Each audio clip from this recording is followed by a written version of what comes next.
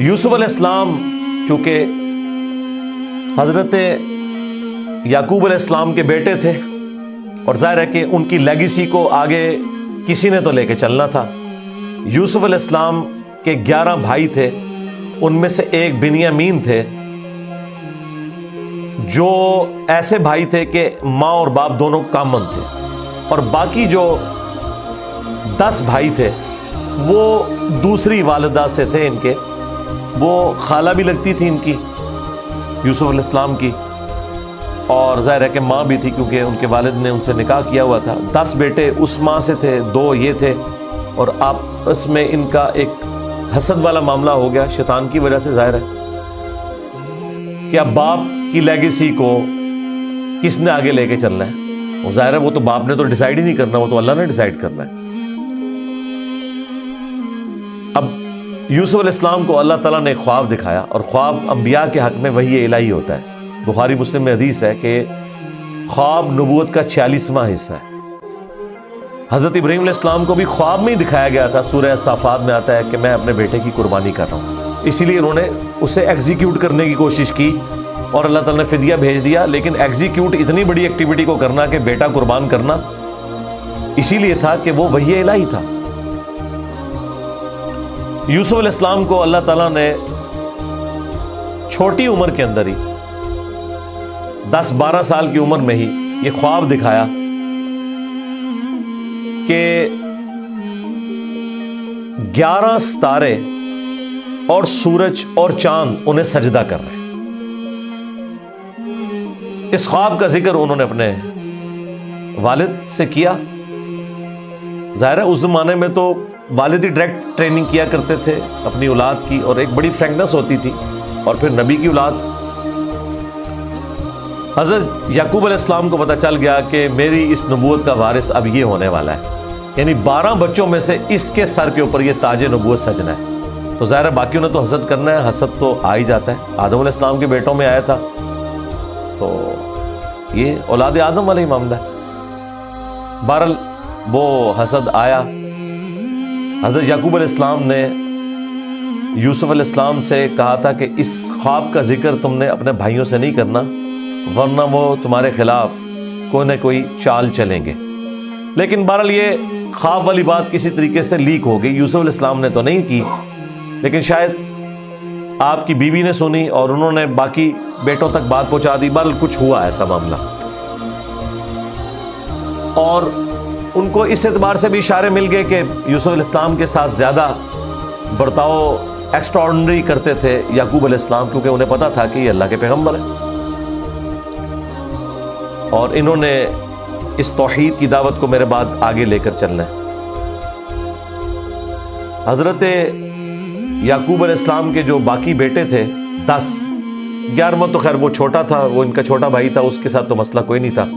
وہ 10 بیٹوں نے اپنے باپ سے کہا کہ ہم دیکھتے ہیں کہ آپ بڑے پوزیسو ہیں یوسف کے معاملے میں، اسے آپ ہمارے ساتھ بھیجیں، یہ بھی ہمارے ساتھ کھیلا کودا کرے. جب ہم اپنے جانوروں کو چرانے کے لیے لے جاتے ہیں تو اس کو بھی ساتھ لے جائیں گے، تھوڑی اس کی بھی آؤٹنگ ہو جائے گی.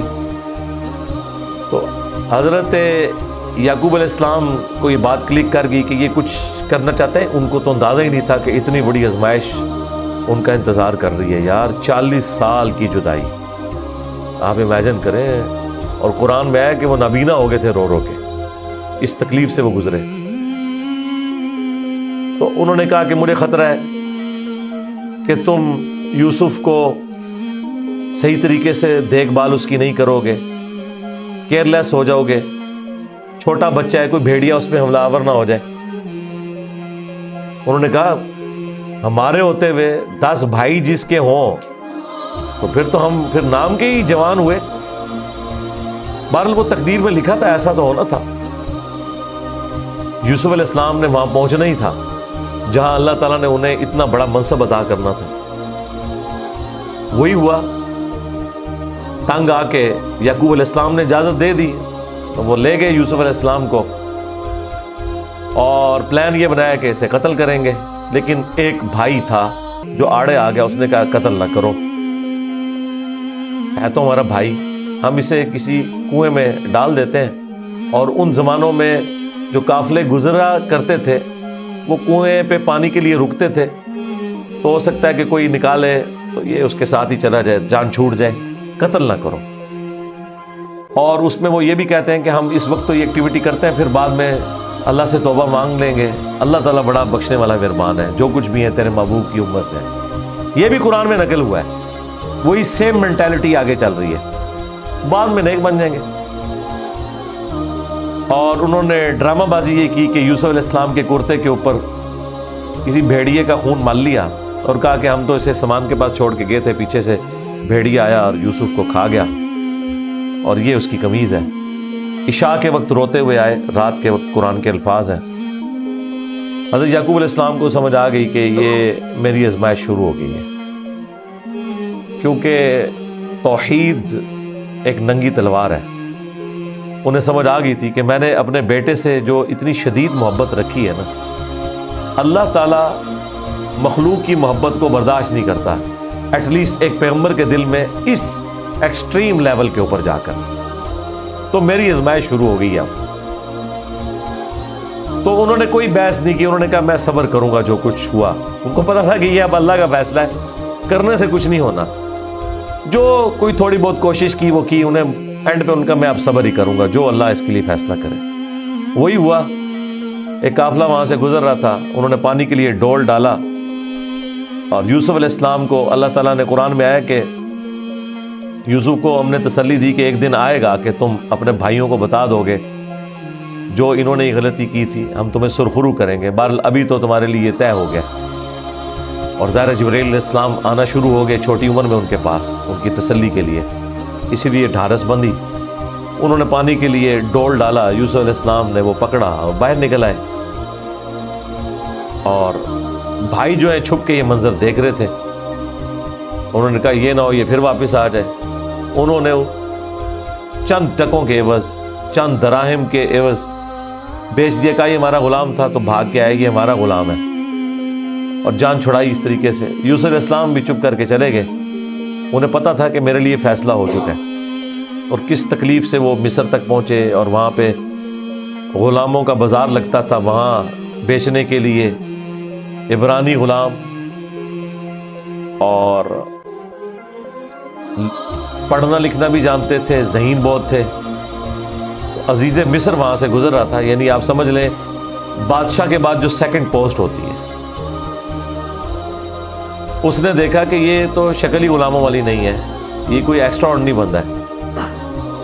اس نے خرید لیا اور لا کے اپنی بیوی سے کہا کہ یہ میں خرید کے لایا ہوں، اولاد تو ہماری کوئی نہیں، ہو سکتا ہے ہم اسے ہی اپنا بچہ بنا لیں۔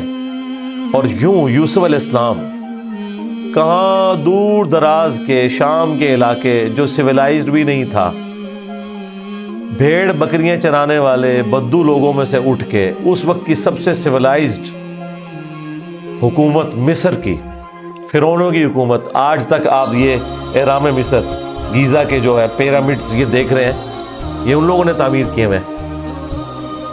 وہاں پہنچ کے، اور قرآن کے الفاظ ہیں کہ ہم نے یوں اس کے لیے معاملہ آسان کر دیا کہ وہ عزیز مصر کی تربیت میں رہے اور علم حاصل کرے۔ ظاہر ہے کہ وہ کتنی بڑی بڑی میٹنگز ہوتی ہوں گی، جس میں میٹنگ کا ارینجمنٹ کرنا، کھانے پینے کا ارینجمنٹ کرنا، اور ایک خادم کی حیثیت سے باتیں بھی سنتے ہوں گے۔ یوں اللہ تعالیٰ نے ان کی لرننگ کروائی، اور یوں وہ جوانی کی عمر کو پہنچ گئے۔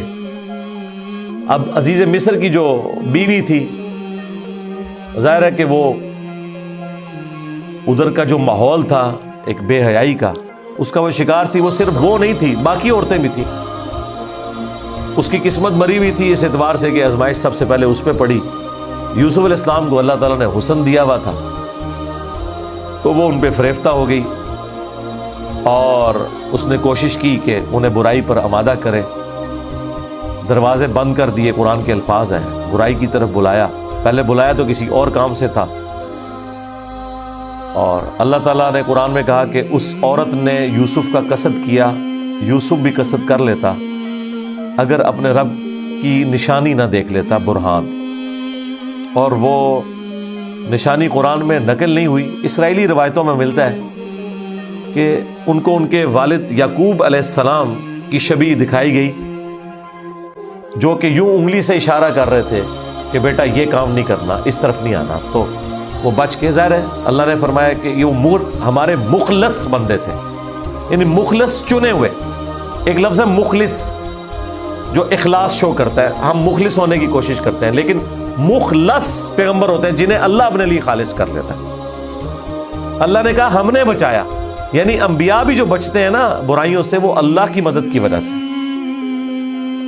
بہرحال اس تکلیف سے وہ گزرے، خبر لیک ہو گئی، کیونکہ جب اس نے قصد کیا تو یوسف علیہ السلام بھاگے. اللہ تعالیٰ نے معجزانہ طور پر وہ دروازے کھول دیے، اور یہ سین جس طریقے سے انہوں نے فلمایا ہے پہنچا دیا جی انہوں نے اس جگہ پہ، اس فلم کے اندر ایران والوں نے.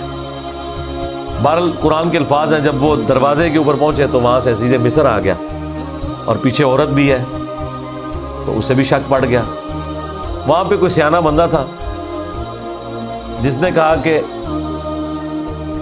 یہ دیکھو کہ اگر یوسف کی قمیض آگے سے پھٹی ہوئی ہے تو یوسف جو ہے وہ مجرم ہے، اور اگر یہ پیچھے سے پھٹی ہوئی ہے تو پھر وہ عورت مجرم ہے، کیونکہ یوسف علیہ السلام بھاگے تھے، اس نے پیچھے دوڑ لگائی ان کو پکڑنے کے لیے، تو پیچھے سے قمیض پھٹی ہوئی تھی اور وہ پیچھے سے پھٹی نکلی.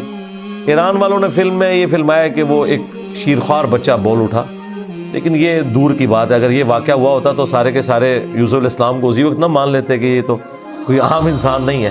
مجھے لگتا ہے کوئی سمجھدار آدمی تھا جس نے یہ مشورہ دیا، اور یہ لاجیکل بھی تھا. تو عزیز مصر کو پتہ چل گیا کہ اس عورت کی چال ہے، پھر بھی وہ باز نہیں آئی. جب اس کی خبر لیک ہوئی تو اس نے کہا میری تو دم کٹ گئی ہے، میں اب ساری عورتوں کی دم کٹواؤں گی. اس نے وہ جتنی بڑے اشرافیہ وہاں مصر کا تھا ان ساری عورتوں کو دعوت پہ بلایا، اور سب کے ہاتھ میں ایک ایک چھری دے دی، قرآن کے الفاظ ہیں، اور ایک ایک سیب دیا، اور یوسف علیہ السلام کو کہا کہ ان عورتوں کے سامنے آؤ. تو قرآن کے الفاظ ہیں کہ جب یوسف علیہ السلام ان کے سامنے آئے تو عورتوں نے بے خیالی میں وہ کاٹتے ہوئے سیب کو اپنی انگلیاں بھی کاٹ لی. کاٹنے سے مراد یہ نہیں کہ وہ کٹ کے لادہ ہوگی، مراد یہ کہ اس پہ تھوڑا بہت زخم آیا. یہ اتنا نہیں ہے کہ وہ انگلیاں ٹوٹ ٹوٹ کے کوئی لادہ ہو گئی تھی، یا کو ساری عورتوں نے یہ سب کچھ کر لیا. ڈاکٹر سرار صاحب نے اس کی اچھی توجیہ بیان کی ہے کہ ہو سکتا ہے کہ کسی عورت کی انگلی زخمی ہو، اور یوسف علیہ السلام جو کہ غلام تھے وہ اس کی طرف متوجہ ہوں کہ میں اس کو پٹی کر دوں یا اس کے لیے کچھ ارینجمنٹ کروں، تو باقی عورتوں نے یوسف علیہ السلام کو اپنی طرف اٹریکٹ کرنے کے لیے جان بوجھ کے خود ہی اپنی انگلی کاٹی ہو کہ تاکہ وہ متوجہ ہوں. کوئی بہرحال اس طرح کا سلسلہ ہوا ایک ایکسٹرا آرڈنری. اور جب یہ حالت ہوئی تو اس نے پھر کہا کہ ہاں یہ تھا جس کے لیے تم مجھے بات کر رہی تھی، تم لوگ بھی تو اس میں گرفتار ہو گئے. اور پھر اس کی ڈٹائی ہے، اس نے کہا کہ میں اسے برائی کی طرف بلا رہی ہوں، اگر اس نے یہ میری بات نہ مانی تو میں اسے جیل میں ڈلوا دوں. تو یوسف علیہ السلام نے دعا کی کہ یا اللہ مجھے جیل قبول ہے اس برائی کے عوض، کہ میں تیرا مجرم بنوں. دیکھیں کوئی گناہ بھی نہیں کیا، برائی سے بچے ہیں. ہم ہوں تو ہم کہ ہمیں انعام ملے، وہ کہہ رہے ہیں مجھے انعام میں جیل مل جائے کہ میں ان کے شر سے بچ جاؤں. بہرحال پھر وہ بہانہ کر کے ان عورتوں نے جھوٹے الزامات لگا کے یوسف علیہ السلام کو جیل میں ڈلوا دیا. یوسف علیہ السلام بھی راضی تھے، ٹھیک ہے چلے گئے. آلموسٹ 9 سے 10 سال تک وہ جیل میں رہے، اور وہ جیل کا جو انہوں نے سین فلمایا ہے وہ بندہ دیکھ نہیں سکتا. جو وہاں پہ کس پرسی کی حالت تھی انہوں نے گزاری، لیکن آپ کے اخلاق سے متاثر ہو کے دعوت توحید بھی وہاں پہ پہنچی. اور اسی دوران 2 ایسے قیدی تھے کہ ان دونوں نے الگ الگ خواب دیکھے، اور انہوں نے یوسف علیہ السلام سے کہا کہ آپ اچھے بھلے معلوم ہوتے ہیں، اگر آپ تعبیر بتا سکتے ہیں. انہوں نے کہا میں اس کی تعبیر جو بتاؤں گا وہ تعویل ہوگی، پھر وہ مقدر ہو جائے گی. اور وہ خواب انہوں نے اپنا بیان کیا.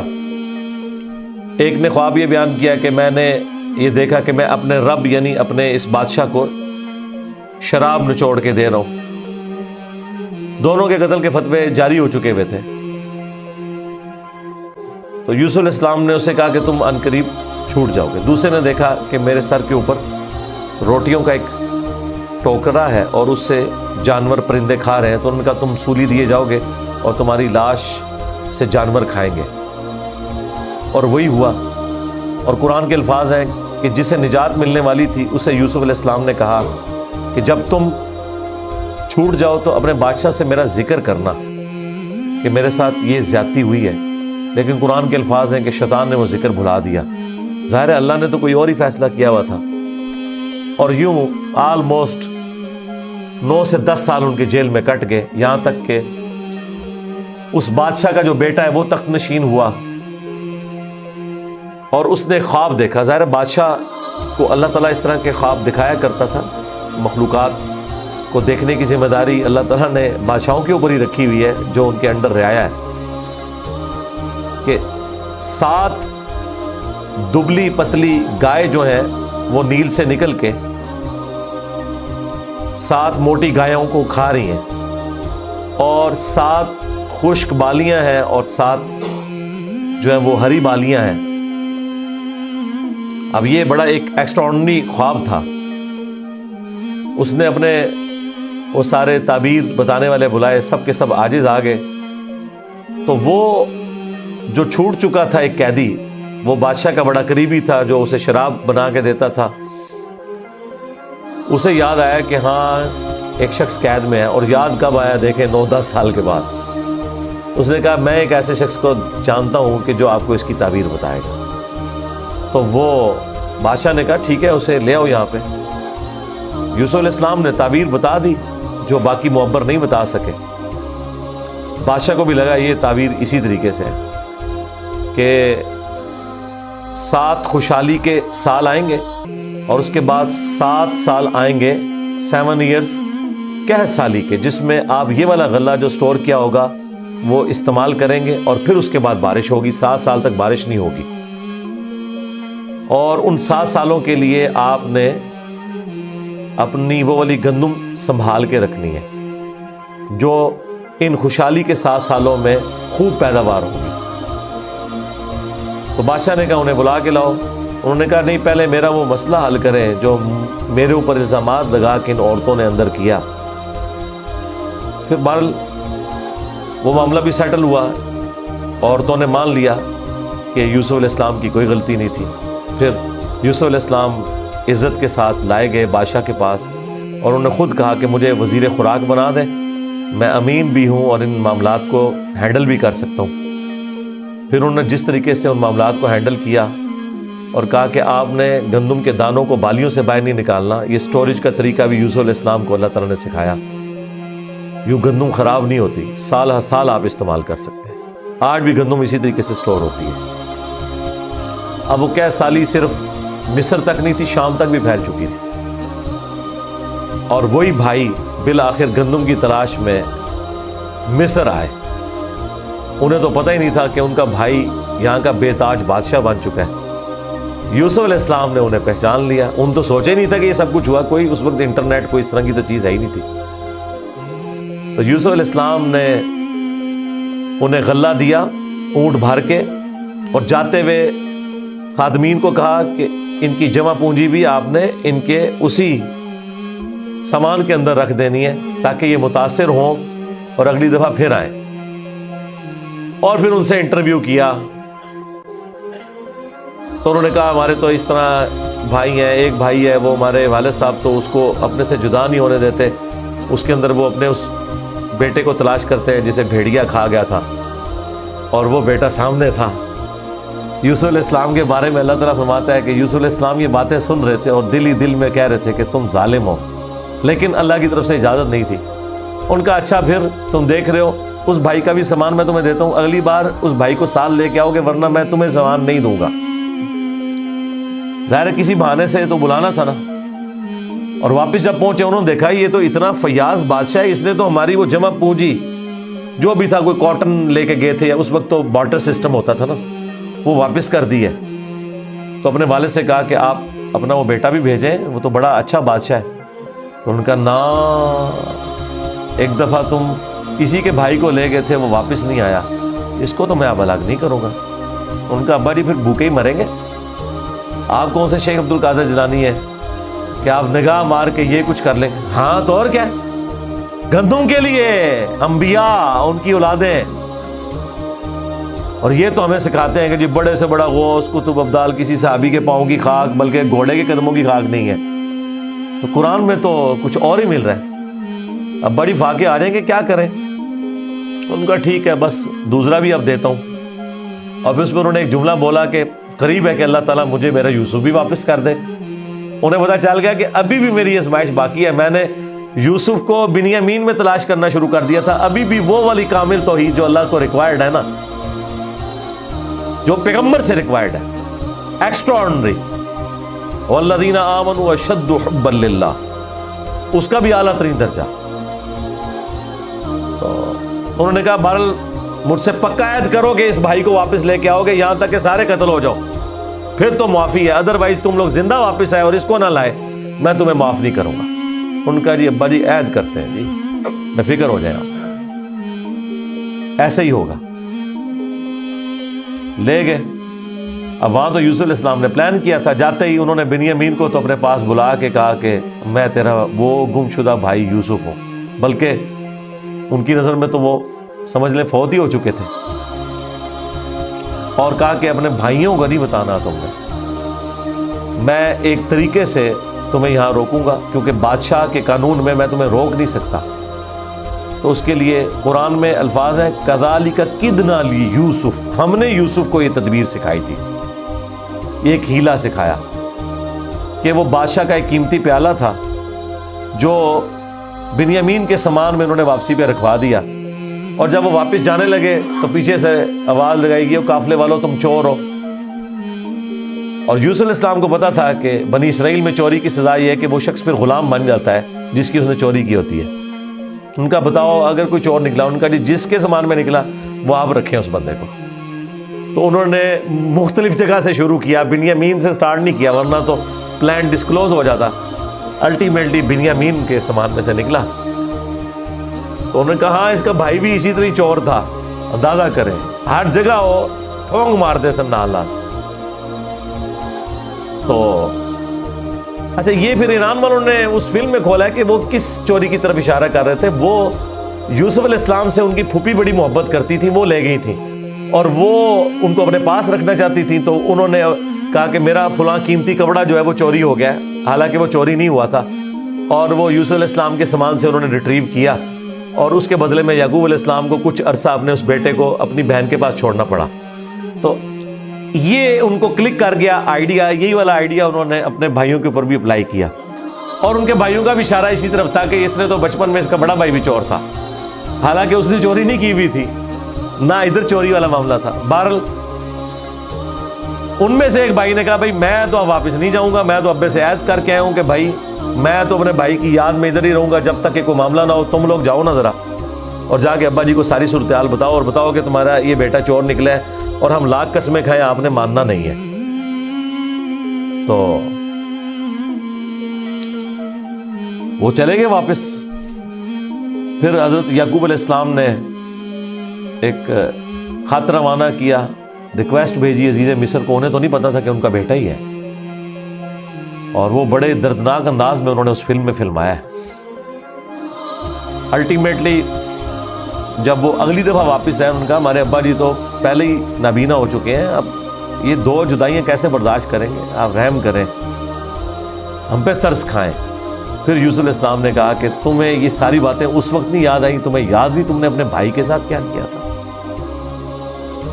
تو وہ جب سٹوری انہوں نے بیان کرنی شروع کی تو انہیں پتہ چل گیا کہ یہ وہی یوسف ہے. انہوں نے پوچھا آپ یوسف ہیں؟ ان کا ہاں، دیکھو اللہ نے مجھے کیا کچھ عطا کیا ہے. اور انہوں نے کہا کہ ہمیں معاف کر دیں. انہوں نے کہا لا تثریب علیکم اليوم، آج کوئی گرفت نہیں ہے. شیطان نے یہ ہمارے درمیان جدائی ڈالی تھی کیونکہ اتنے بڑے منصب تک پہنچنے کے لیے تکلیف بھی تو کاٹنی پڑتی ہے نا. حسین بننا کوئی سوکھا تو نہیں ہے، جنتی نوجوانوں کا سردار بننا ہے تو پھر قربانی تو دینی پڑے گی. اور انبیاء کو یہ پتہ ہوتا ہے کہ قربانی سے گزر کے ہی آپ مقام حاصل کرتے ہیں. انہوں نے کہا کہ یہ میری قمیض لے جاؤ، اللہ تعالیٰ نے وحی کے ذریعے مجھے بتائی ہے یہ بات، جا کے میرے والد کی آنکھوں پہ ملو، اللہ تعالیٰ ان کی بینائی کو واپس کرے گا. اور یوں وہاں سے ایک قاصد نکلا، وہ کرتا لے کے یوسف علیہ السلام کا. قرآن کے الفاظ ہیں، حضرت یعقوب علیہ السلام کہتے ہیں کہ اگر تم مجھے مفند نہ سمجھو، وہی المحند اور المفند قرآن میں الفاظ ہیں یہ، یعنی یہ نہ سمجھو کہ میرا دماغ سٹھیا گیا ہے، تو مجھے تو یوسف کی خوشبو آ رہی ہے. اچھا یوسف کی خوشبو اس وقت نہیں آئی جب وہ بک کے جا رہے تھے، کیونکہ اللہ تعالیٰ نے پردہ ڈالا تھا. ادھر اللہ نے یوسف کی خوشبو، بہرحال وہی بشارت لے کے آیا، آنکھوں کو لگائی، بینائی واپس آ گئی، اور ساتھ خط آیا کہ اب آپ واپس آئیں، یہاں پہ میرے پاس آ جائیں اور بنی اسرائیل کو شفٹ کریں. وہ سارے ود فیملی وہاں شفٹ ہوئے. وہاں یوسف علیہ السلام آل نال تھے، انہوں نے ایک قطعہ زمین ان کو دیا، اور یوں بنی اسرائیل وہاں پہ آباد ہو گئے. اور پھر حکومتی لیول پہ رہے، یہاں تک کہ وہاں پہ ایک نیشنل موومنٹ غالب آئی اور ان کو غلام بنا لیا گیا، جو کسی زمانے میں بادشاہت انجوائے کر رہے تھے. اور پھر ان غلاموں میں اللہ تعالیٰ نے حضرت موسیٰ علیہ السلام کو مبعوث کیا اور فرعونیوں سے نجات دلوائی، ایک منجی اور ہادی بنا کے. اور پھر وہ جاتے ہوئے المستدل الحاکم میں آتا ہے، یوسف علیہ السلام نے وصیت کی تھی کہ جب کبھی بنی اسرائیل یہاں سے شفٹ ہو تو میری لاش بھی لے جانی ہے. پھر وہ لاش بھی لے گئے، اس پہ میری تفصیلی ویڈیو ریکارڈ ہے، آپ یوٹیوب پہ دیکھ سکتے ہیں. یہ پورے کا پورا ایک معاملہ تھا. اور پھر وہ آخر میں وہی ہوا کہ سجدہ تعظیمی کیا یوسف علیہ السلام کو ان کے بھائیوں نے اور ماں باپ نے. ان زمانوں میں سجدہ تعظیمی جائز تھا، جس طرح کہ آدم علیہ السلام کو فرشتوں نے کیا. اس امت میں حرام ہو گیا. ابو داؤد میں اور ترمذی میں حدیث ہے کہ اگر میں سجدہ تعظیمی جائز سمجھتا تو بیویوں سے کہتا کہ اپنے خامدوں کو کریں اس حق کے سبب. ابو داؤد میں تو الفاظ ہے، ایک صحابی نے حضور کو سجدہ کیا، آپ نے فرمایا سر اٹھا کیا کر رہے ہیں؟ جب میں فوت ہو جاؤں گا تم میری قبر سے گزرو گے تو کیا مجھے سجدہ کرو گے؟ انہوں نے کہا نہیں یا رسول اللہ. فرمایا مجھے کیوں سجدہ کر رہے ہو؟ اگر میں سجدہ جائز سمجھتا تو بیویوں سے کہتا کہ اپنے خامدوں کو کریں. اور یہ سجدہ تعظیمی، سجدہ عبادت ہمیشہ سے اللہ کے لیے رہا ہے. جبرائیل علیہ السلام نے حضرت آدم کو سجدہ عبادت نہیں کیا، سجدہ تعظیمی تھا. ان زمانوں میں ٹو باؤ ڈاؤن بھی ہوتا تھا، جھکا بھی جاتا تھا. ہمارے نبی علیہ السلام پر اللہ تعالیٰ نے جو ختم نبوت فرمائی تو توحید بھی ایسی کامل کی ہے کہ اب یہ سب کے سب معاملات ختم. ختم نبوت کی برکت سے کشف، الہام، یہ سب کچھ ختم غیر نبی کے اوپر، سوائے بخاری مسلم میں آئے مبشرات، وہ بھی خواب. وہ اللہ کی طرف سے بھی ہو سکتے ہیں، شیطان کی طرف سے بھی ہو سکتے ہیں، نفس کی طرف سے. وہ تو وقت پورا ہوگا تو پتہ چلے گا یہ سچا یا جھوٹا. باقی نبی علیہ السلام نے کہا اب یہ نبوت کی خبریں ختم ہو چکی. اگلے زمانوں میں یہ ہوتا تھا، اللہ تعالیٰ غیبی خبریں دیا کرتا تھا غیر انبیاء کو بھی. اور اگلے زمانوں میں یہ بھی تھا کہ سجدہ تعظیمی ہوتا تھا. اللہ تعالیٰ نے توحید بھی اس امت میں کامل کی کہ سجدہ تعظیمی بھی حرام کر دیا، اور اب کسی کے لیے سجدہ نہیں ہے. بل وہ سجدہ کیا تو حضرت یوسف علیہ السلام نے کہا ابا جان یہ دیکھ لیں، یہ تعبیر ہے میرے اس خواب کی جو میں نے وہ بچپن میں دیکھا تھا. سرکار وہ خواب بڑا دیکھا ہے، وہ تعبیر ہوندے اس کا مزہ لوٹنے کے لیے 40 سال کی مشقت، جدائی، وہ بڑی تکلیف دہ چیز ہے. وہ جو آخری سین انہوں نے فلمائے ہیں نا، یعقوب علیہ السلام اور یوسف علیہ السلام کی جو ملاقات والا سین ہے، وہ بندہ دیکھ نہیں سکتا. اس زمانے میں انہوں نے پہنچا دیا جی. جو ایران والوں نے وہ ڈرامہ سیریل بنائی ہے 45 اقساط کے اندر. بہرحال الٹیمیٹلی اللہ تعالیٰ نے اس سے نبی علیہ السلام کو بھی بتایا کہ اگر آپ اس تکلیف سے گزر رہے ہیں نا تو یوسف علیہ السلام نے بھی تکلیف کاٹی. ہمارے نبی کی تکلیف پھر اس لیول پہ نہیں گئی. اللہ تعالیٰ نے 8 سال کے اندر ہی فتح مکہ کروا دیا. لیکن بہرحال انبیاء کو کیسی کیسی تکلیف اٹھانی پڑتی ہیں. یہ واقعات سننے میں بڑے انٹرسٹنگ تو فیل ہو رہے ہیں، لیکن جب آپ وہ فلم دیکھیں گے نا تو آپ کو اندازہ ہوگا کہ جس پہ یہ گزر رہی تھی اس کے لیے کتنی تکلیف دہ چیز تھی. ایک ایک لمحے پہ تکلیف جوڑی ہوئی تھی، اس کو ہم امیجن بھی نہیں کر سکتے. آج بات کرنا آسان ہے. اللہ تعالیٰ نے انبیاء کرام علیہ السلام کو تکلیف سے گزار کر مرتبہ دینا ہوتا ہے. ہمارے نبی علیہ السلام کو بھی اللہ تعالیٰ نے اتنا جو اعلیٰ مقام عطا فرمایا تو اس کے اگینسٹ پھر انہیں تکلیف بھی برداشت کرنی پڑی.